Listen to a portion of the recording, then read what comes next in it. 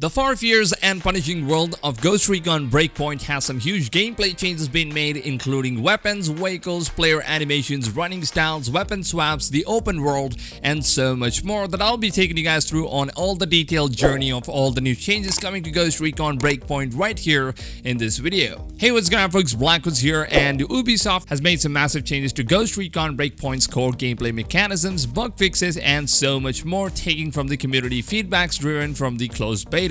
So a few minutes ago in the official Ghost Recon Breakpoint website, there was a detailed update on all the new changes, including small clips of videos showing all the difference made comparing it with the previous version of the closed beta. So the first improvement here is regarding the main character. Character controls have now been improved to have better control responsiveness, the faster acceleration stops of the main character resulting in decreased feeling of inertia has been made. So your character will no longer have a delay kind of response when you're trying to move your character around in the world. Weapon swap speeds and responsiveness when changing weapons have now been increased, and it will feel much more fluid and arcade styled. The stance changes like crouch, prone, sit, stand have also been drastically increased in responsiveness as well. Looting in the game have been much faster, so it wouldn't take an eternity for you to loot items from the chest or a box itself. Now paralysis injury trigger effects has been reduced so that your character will now be able to recover much faster than what you've seen in the closed beta. You'll now be able to enter and exit vehicles much faster than before.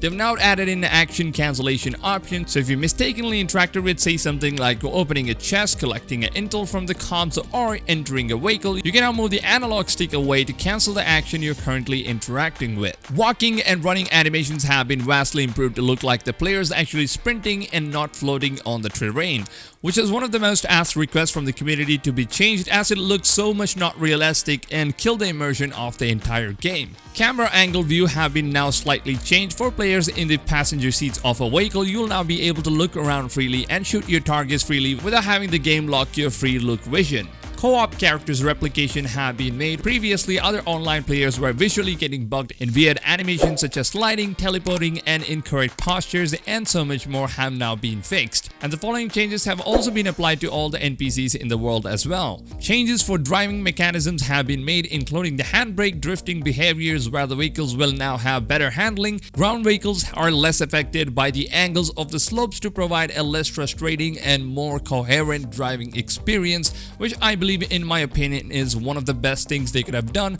with the driving mechanisms in the overall. Artificial intelligence behaviors have now been upgraded and made much more smarter, so you will not be noticing any AIs getting stuck on the wall or committing to perform non-logical stunts of some sort. Gameplay changes have been made, such as increase the window of opportunity to avoid the call of reinforcements in the game. The time before the reinforcements arrive have been increased, meaning the players will now be able to react much faster and will have more time to kill the archetype radio operators. Mortar strike is now far less precise to give players more opportunities to move around and avoid getting hit shits. Difficulty modes have more accessibilities now. Regular difficulty modes have now been turned down a little bit to prevent difficult peaks. Arcade difficult level have been adjusted to be easier. Enemy AI are less powerful, meaning that they'll do less damage to you than before. Life regeneration of the main character is much faster. Aim assistance has been increased to make a wide area of tolerance in which the player don't have to aim precisely. The aim assist in the game has increased a huge amount of precision. More realistic experience is tuned into the extreme difficulty modes. The red lights on the minimap that indicate enemy presence have now been removed to provide increased immersion and challenges.